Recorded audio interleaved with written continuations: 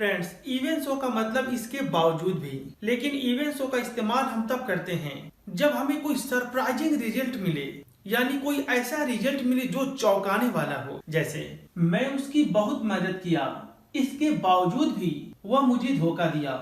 तो फ्रेंड्स, इस सेंटेंस का सेंस है कि ये बात बहुत सरप्राइजिंग है कि इतना मदद करने के बावजूद भी वो मुझको धोखा दे दिया। तो फ्रेंड्स, इवन सो का यूज आप तब करेंगे जब आपको कोई सरप्राइजिंग रिजल्ट मिले। जैसे आई helped him a lot of, मैंने उसकी बहुत मदद किया, इवन सो, इसके बावजूद भी, ही चीटेड मी, उसने मुझे धोखा दिया। सचिन वॉज इंजर्ड, सचिन जख्मी था, इवन सो, इसके बावजूद भी, ही स्कोर्ड 100 रन्स, इसके बावजूद भी वह 100 रन बनाया। तो फ्रेंड्स, आपने यहाँ देखा कि यह एक सरप्राइजिंग रिजल्ट है। सचिन इंजर्ड था, जख्मी था, फिर भी उसने 100 रन बना दिए, या इसके बावजूद भी सचिन 100 रन बनाए। तो फ्रेंड्स, उम्मीद करता हूँ कि आपको ये बात समझ में आया कि इवन सो का मतलब इसके बावजूद भी होता है। लेकिन कमाल की बात है कि हम इसका इस्तेमाल तब करेंगे जब हमें कोई सरप्राइजिंग रिजल्ट मिले, कोई ऐसी बात हो जाए जो यकीन न हो। जैसे एग्जाम्पल के तौर पर मैं कह सकता हूँ, वह अंधा है, इसके बावजूद भी वह टाइपिंग कर लेता है।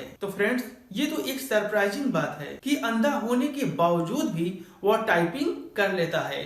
तो मैंने बोला इसके बावजूद भी, तो वर्ड इसके बावजूद भी के लिए आप कहेंगे इवन सो। आइए फ्रेंड्स, अगला वर्ड देखते हैं। जब मैं अच्छा काम करता हूँ तब भी वह डांटती है। तो फ्रेंड्स, इस सेंटेंस के लिए आप कहेंगे even when I do good job she scolds, यानी जब मैं अच्छा काम करता हूँ तब भी वह डांटती है। तो फ्रेंड्स, इस सेंटेंस का सेंस है कि एक तो मैं अच्छा काम करता नहीं हूँ, यानी ऐसा ओकेजनली करता हूँ, कभी कभी करता हूँ, लेकिन अगर कभी कर देता हूँ तो भी वह मुझको डांटती है। जब मैं सच बोलता हूँ तब भी वो यकीन नहीं करता है। तो फ्रेंड्स, इस सेंटेंस के लिए आप कहेंगे even when I speak truth he does not believe, यानी ही डजंट बिलीव। तो फ्रेंड्स, उम्मीद करता हूँ कि आपको इवन व्हेन का इस्तेमाल समझ में आया। आइए फ्रेंड्स, अगला वर्ड देखते हैं। आइए फ्रेंड्स, अब इवन दो के बारे में देखें कि इवन दो का क्या इस्तेमाल है।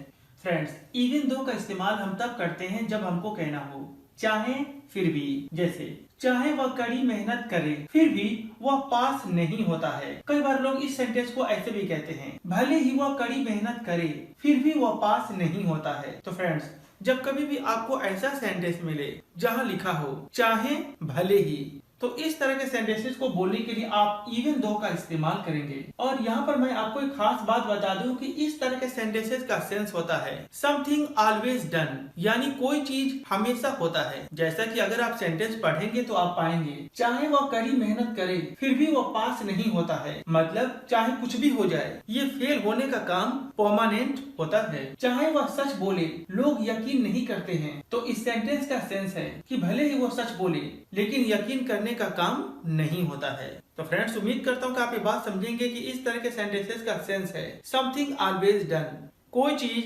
परमानेंट होती है।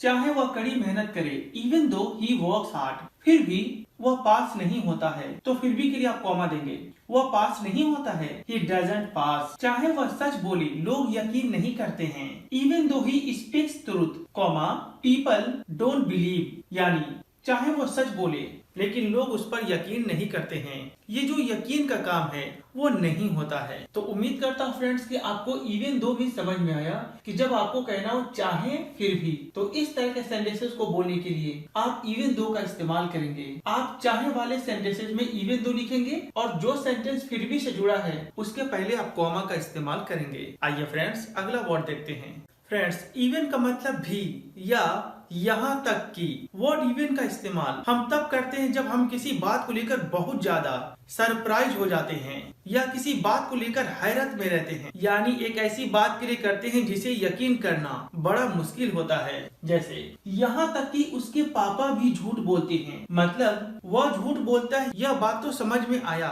लेकिन उसके पापा भी झूठ बोले, ये बात तो बहुत सरप्राइजिंग है, यकीन नहीं हो रहा है कि उसके पापा भी झूठ बोलते हैं। तो फ्रेंड्स, इस तरह का सेंस जहां आप किसी बात को लेकर बहुत हैरत में हैं, बहुत आश्चर्यचकित हैं या सरप्राइज हैं, तो इस तरह की बात को कहने के लिए आप इवन का इस्तेमाल करते हैं। जैसे यहाँ तक कि उसके पापा भी झूठ बोलते हैं, इवन हिज फादर टेल चलाए। यहाँ तक कि एक अध्यापक भी गलती कर सकते हैं। तो फ्रेंड्स, इस सेंटेंस में आश्चर्य की बात हो रही है या किसी हैरत की बात हो रही है कि यहाँ तक कि एक टीचर भी गलती कर सकते हैं। आप कहेंगे even a teacher can make mistake. तो फ्रेंड्स, आपने देखा कि इवन का इस्तेमाल हम तब करते हैं जब हमारा सेंस हो यहाँ तक कि, और इस तरह के सेंटेंसेस से एक सरप्राइज की पता चले, एक हैरत वाली बात हो या आश्चर्य वाली बात हो, मतलब एक ऐसा बात हो जिसे यकीन कर पाना बड़ा मुश्किल हो। फ्रेंड्स, कई बार इवन का मतलब भी होता है, जैसा कि मैंने यहाँ पर लिखा हुआ है।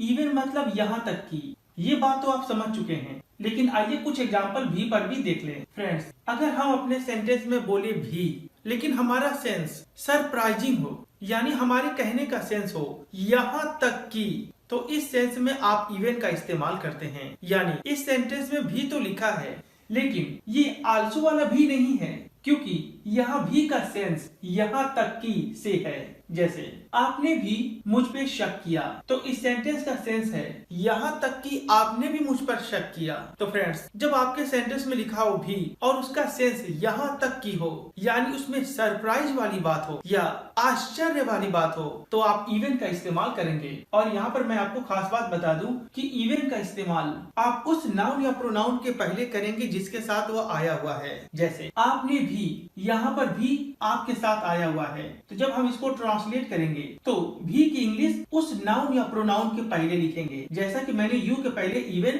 लिखा हुआ है। तो फ्रेंड्स, उम्मीद करता हूँ कि आप ये दो बात याद रखेंगे कि इवन का मतलब यहाँ तक की, लेकिन कई बार आपके सेंटेंस में बस भी लिखा हुआ मिल सकता है, लेकिन ऐसे भी का सेंस यहाँ तक की ही होता है। और इस तरह के सेंटेंसेस से सरप्राइज या हैरत या आश्चर्य का पता चलता है। सेंटेंस पढ़ने पर पता चलेगा कि यह काम होने की उम्मीद नहीं की गई थी, यह काम तो बहुत सरप्राइजिंग है, बहुत हैरत वाली है। आपने भी मुझ पे शक किया, यानी यहाँ तक कि आपने भी मुझ पर शक किया।